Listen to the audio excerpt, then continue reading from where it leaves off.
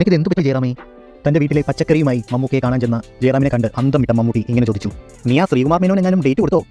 കഴിഞ്ഞ ദിവസം ജയറാം ഫേസ്ബുക്കിൽ അപ്ലോഡ് ചെയ്ത ഫോട്ടോയാണ് ഇപ്പോൾ ചർച്ചയ്ക്ക് വിഷയമായിരിക്കുന്നത്. ഞങ്ങളുടെ ജയറാമേട്ടന് ഇത് എന്തു പറ്റി?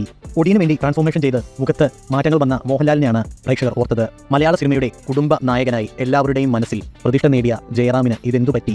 ജയറാമിന്റെ മനോഹരമായ മുഖം വല്ലാതെയായി എന്നാണ് പ്രേക്ഷകർ പറയുന്നത്. ജയറാം ശരീര സൗന്ദര്യത്തിൽ ഈയടുത്ത് ഏറെ തൽപരനായിരുന്നു. എപ്പോഴും എക്സസൈസ് ചെയ്യുന്ന വീഡിയോയും മറ്റും എന്നും ജയറാം ഫേസ്ബുക്കിൽ പോസ്റ്റ് ചെയ്യുമായിരുന്നു. കഴിഞ്ഞ ദിവസം ജയറാം തന്റെ വീട്ടിൽ മക്കളും മരുമക്കൾക്കും ഒപ്പം ഓണം ആഘോഷിക്കുന്ന വീഡിയോയും മറ്റും ഫേസ്ബുക്കിൽ അപ്ലോഡ് ചെയ്തിരുന്നു. അന്നൊന്നും ജയറാമേട്ടന്റെ മുഖത്ത് യാതൊരുവിധ മാറ്റവും ജനങ്ങൾ കണ്ടിരുന്നില്ല. അപ്പോഴാണ് പൊടുതിനെ കഴിഞ്ഞ ദിവസം ഫേസ്ബുക്കിൽ അദ്ദേഹം ഇട്ട ഫോട്ടോയിൽ മുഖത്തിന്റെ കവിളിന്റെ ഒരു ഭാഗം ചെരിഞ്ഞ് വല്ലാത്ത ഒരു രീതിയിൽ ഇരിക്കുന്നത് പോലെ ജനങ്ങളുടെ ശ്രദ്ധയിൽപ്പെട്ടത്.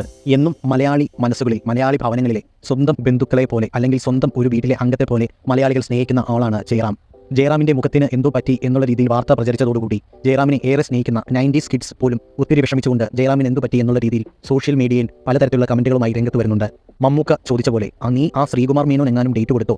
അദ്ദേഹം എന്തെങ്കിലും തരത്തിലുള്ള പുതിയ സിനിമയെ നിന്നെ സമീപിച്ച് നിന്നെ ലാലിന് കൊടുത്ത പോലെ പണി നിനക്ക് തന്നോ എന്നുള്ള രീതിയിൽ മമ്മൂക്ക ചോദിച്ചു എന്നാണ് ഏറ്റവും അടുത്തുള്ള വൃത്തങ്ങൾ അറിയിക്കുന്നത്. എന്നാൽ അതൊന്നുമല്ല യഥാർത്ഥ വില്ലൻ. ജയറാമേട്ടൻ എടുത്ത ഫോട്ടോ മിറർ ഇമേജ് ആയിട്ടാണ് വന്നിരിക്കുന്നത്. അതിൽ ക്യാമറയ്ക്ക് വന്ന ഒരു ചെറിയ ടിൽറ്റിംഗാണ് ഈ മുഖത്തിൽ ഇങ്ങനൊരു വ്യത്യാസമായി വന്നിരിക്കുന്നത്. കഥാപാത്രത്തിന് വേണ്ടി ഏതറ്റവും വരെ പോകുന്ന നടന്മാരാണ് നമ്മുടേത്. ജയറാമേട്ടനും അതുപോലെ തന്നെ. പൊന്നിയിൻ സെൽവത്തിന് വേണ്ടി ജയറാമേട്ടൻ നടത്തിയ രൂപമാറ്റം ഏറെ ശ്രദ്ധേയമാണ്. അതിനുശേഷം തന്നെ ജയറാമേട്ടൻ ശരീരം ഭയങ്കരമായി മെലിഞ്ഞ് ഏറ്റവും നല്ല ചെറുപ്പക്കാരനെ പോലെ ഇരിക്കുന്ന സമയമായിരുന്നു. നമ്മുടെ ജയറാമേട്ടന് ഒന്നും സംഭവിച്ചില്ല എന്നാണ് കാളിദാസൻ കഴിഞ്ഞ ദിവസം സോഷ്യൽ മീഡിയയിലൂടെ അറിയിച്ചത്. അപരനിലൂടെ മലയാള സിനിമയിൽ പ്രവേശിച്ച് മലയാള മനസ്സുകളിലും മലയാളി കുടുംബത്തിലും ഒരു സ്ഥിരം അംഗമായി മാറി ചിരപ്രതിഷ്ഠ നേടിയ ആളാണ് ജയറാം.